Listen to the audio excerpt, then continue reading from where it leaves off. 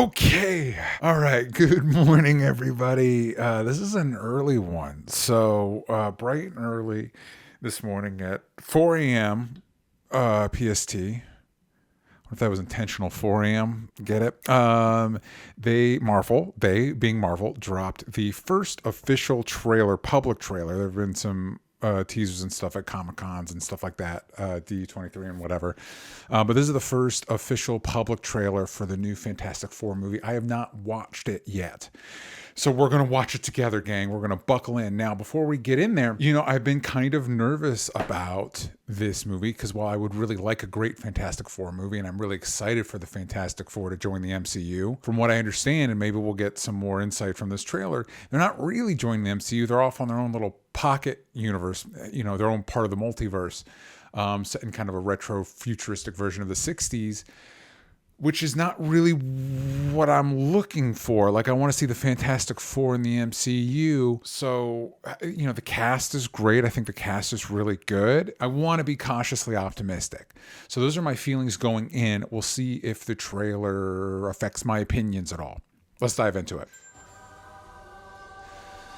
All right. Welcome to the Baxter Building. Welcome to the Baxter Building, baby. Dinner every week. Sunday at 7 on the dot, no matter what. We're all here. Okay. Baxter Building looks cool. There's Herbie. Yeah, I'll be the judge of that. First look at the thing. Very CG. Okay. You think it's intentional that they're having the thing doing cooking stuff because of the bear? I want to add a couple cloves of garlic. Not because it's not delicious. I just want to add a little bit of zip. Okay? He's reminding me a lot of Mark Ruffalo's Smart Hulk. You couldn't turn invisible. Okay, so they're going back out. Ben wasn't a rock. The best pilot in the world right here. Yeah. Best looking, he means. Because now he's a rock man. Caught fire. Ben has always been a rock. Johnny is Johnny. Hi. And I am right here. Whatever life throws at us, we'll face it together. Okay, Fantastic Four, they got masks and everything. Cool car. John Malkovich. There's Galactus. Ooh, he looks like Galactus, thank God. There's the costumes.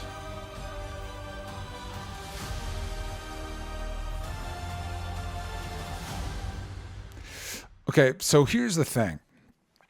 First off, I feel obligated to mention that thank God Galactus looks like Galactus. We're not doing like an evil cloud. Awesome.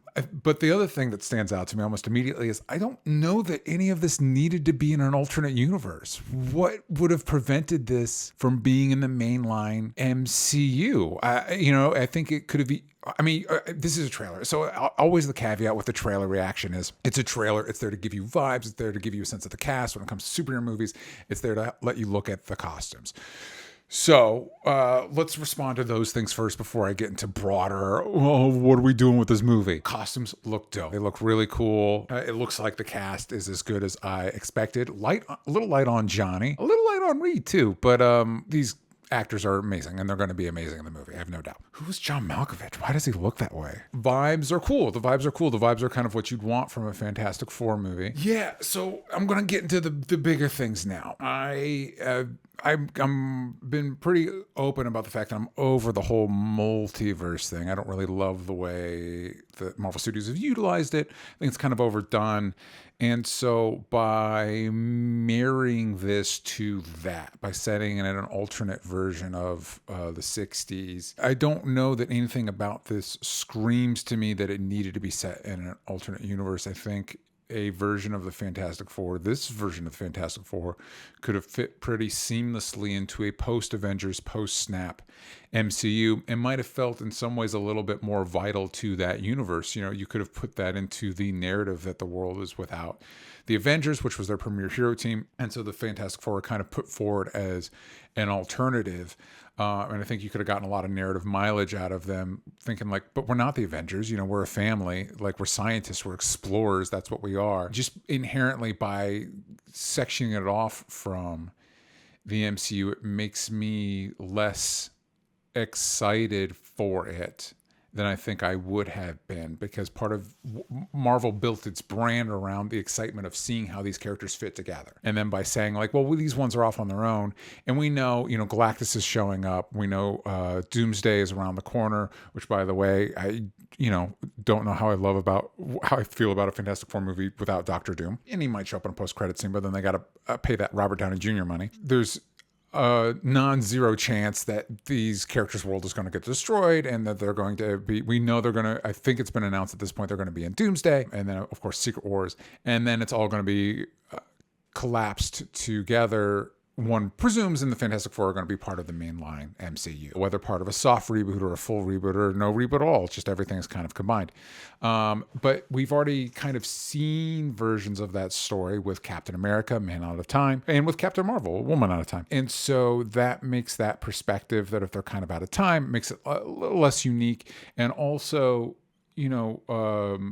the Fantastic Four are meant to represent looking forward, the future, thinking ahead. And so by setting that in the past, it's kind of regressive in that way. I think just by making it part of the multiverse instead of part of the MCU proper, it makes the Fantastic Four feel a little less vital than it should. And I'd love to come out of this trailer with the same high emotional feelings that I had coming out of the Superman trailer, the recent Superman trailer, and I just don't. But again, you can't stress it enough. This is a trailer. This isn't the movie.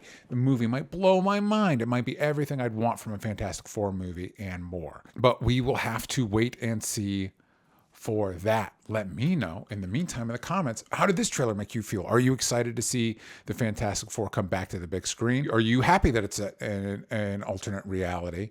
And how do you think the MCU is going to integrate them with the rest of their heroes, or even if they are, you might feel otherwise.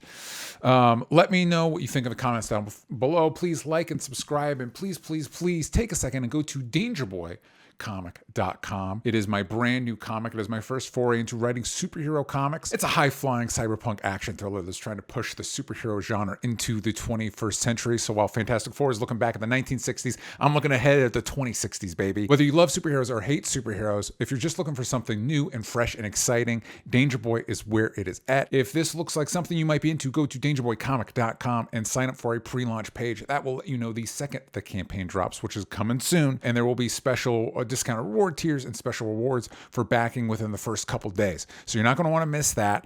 And if you don't want to miss it, go to DangerBoyComic.com and sign up for a pre-launch page. I'm very excited about it. I think this might be the best project I have ever worked on. It's some of my best writing. Sean's art. Sean Peacock is the artist on it, and he's doing incredible work. You'll definitely want to check that out. Also, be sure to check out my podcast network, Only Stupid Answers, and I'll see you next time. Bye, everybody.